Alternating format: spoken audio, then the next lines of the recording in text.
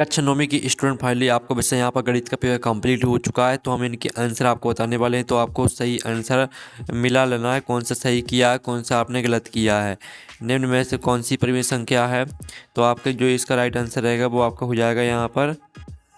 ठीक है स्टूडेंट, आपके यहाँ पर जो दिया गया निम्नलिखित में से कौन सी आपकी परिमेय संख्या है।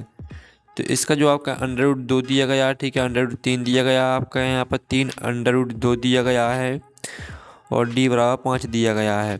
तो इसका आंसर आपका यहाँ पर √2 हो जाएगा। फिर आपका आता बहुपद px बराबर x - 5 का शून्यक। तो जो इसका आपका यहाँ पर शून्यक रहेगा वो आपका कितना हो जाएगा स्टूडेंट। तो वो आपका यहाँ पर शून्यक रहेगा आपका 5 आपका राइट आंसर हो जाएगा।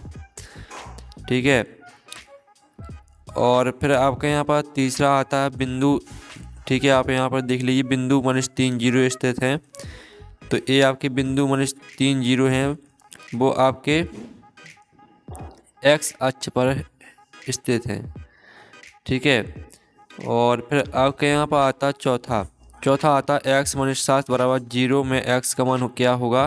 तो x का मान आपका +7 हो जाएगा। ठीक है, d बराबर 7, यानी आपका 7 आंसर रहेगा इसका। फिर आपका पाँचवा आता संपूर्ण अपने भागों के योग से ... होता है। तो संपूर्ण अपने भागों के योग से बड़ा होता है, तो बड़ा आपका राइट आंसर रहेगा। फिर आपका 6वां आता पूर्ण कोण की माप होती है। तो पूर्ण कोण की माप 360 डिग्री होती है। अब चलिए आपके यहाँ पर देख लेते हैं। ठीक है स्टूडेंट, प्रश्न आपका यहाँ पर जो है 2 हम यहाँ पर देख लेते हैं। ठीक है स्टूडेंट, तो जो आपका प्रश्न 2 है वो हम यहाँ पर देख लेंगे।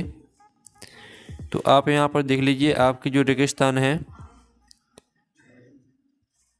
तो स्टूडेंट आप यहाँ पर देख लीजिए आपके यहाँ पर रेगिस्तान आते हैं, जिसमें आपका यहाँ पर दिया गया है आशून्य। ठीक है, आप यहाँ पर देख लीजिए आशून्य अचर बहुपद की घात सदैव ढूंढो होती है। तो आशून्य अचर बहुपद की जो घात है सदैव आपकी शून्य होती है, सॉरी आपकी 1 होती है, 1 रहेगा। और मूल बिंदु में भुज का मान आपका 0 होता है। और एक ऐसा समीकरण जिसका आलेख एक सरल रेखा होता है डोडो समीकरण कहलाता है। तो आपके यहाँ पर रेखिक समीकरण कहलाता है। ठीक है, रेखिक समीकरण आपका उत्तर हो जाएगा। और फिर आपका आता वे रेखा जो एक ही रेखा के समांतर होती हैं परस्पर ... होती हैं। तो परस्पर आपके यहाँ पर समांतर होती हैं। ठीक है, सॉरी वे रेखा जो एक ही रेखा के समांतर होती हैं वे परस्पर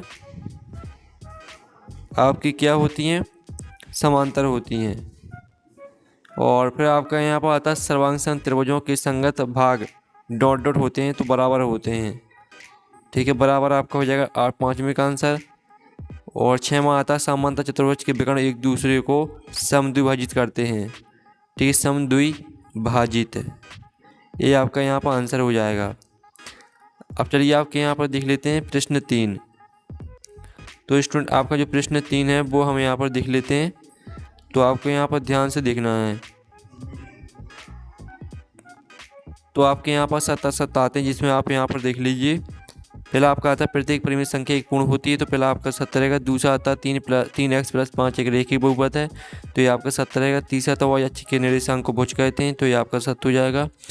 x बराबर 2 समीकरण x - 2 बराबर 0 का हल नहीं है, तो चौथा आपका 7 रहेगा। 5वां था पूर्ण कोणों का योग 90 डिग्री होता है, तो पूरा कोणों का योग 90 डिग्री होता है, तो ये आपका 7 रहेगा। 6वां था समान त्रिज्याओं वाले 2 वृत्त सर्वांग सम होते हैं, तो ये आपका 7 रहेगा।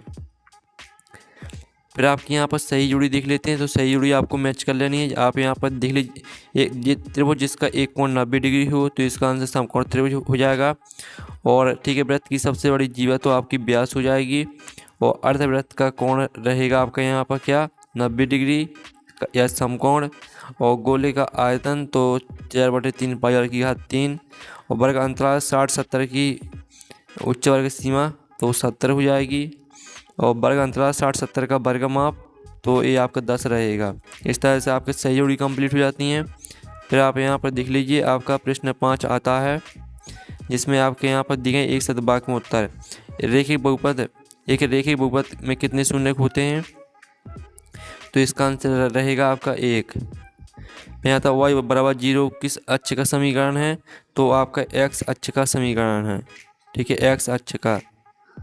और जो आपका यहाँ पर दिया गया है समीकरण 2y - 3x बराबर 5 में कितने हल संभव हैं, तो आपका यहाँ पर अपरिमित रूप से अनेक हल संभव हैं। और आपका क्या एक आयत वर्ग होता है, तो आपका रहेगा नहीं। और फिर आपका आता है एक वृत्त जिस पर तल पर स्थित है उसे कितने भागों में विभाजित करता है, तो 5 में आपका रहेगा 3 भागों में। और किसी त्रिभुज के अर्ध परिमाप का सूत्र लिखिए, तो s बराबर a + b + c/2 ये आपका सूत्र होता है। इस तरह से आपके ऑब्जेक्ट के आंसर हो जाते हैं, ठीक है। और जो आपका इंग्लिश का पेपर है वो हम नेक्स्ट वीडियो में डालने वाले हैं, तो इंग्लिश का भी पेपर आपको देख लेना है। हम नेक्स्ट वीडियो में मिलते हैं। Thanks for watching.